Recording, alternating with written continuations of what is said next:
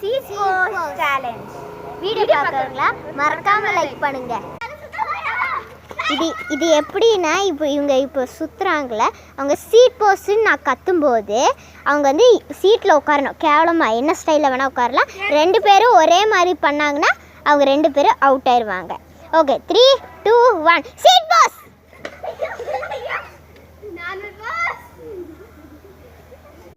இவ நார்மலாக உட்காந்துருக்கா, நான் இப்படி உட்காந்துருக்கா, இவ படுத்துட்டா.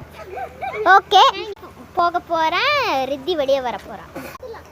சுத்த போகிறாங்க காய்ஸ். நான் சீட் போஸ் சொல்லும்போது சீட் போஸில் வரணும். 3, 2, 1 சீட் போஸ்.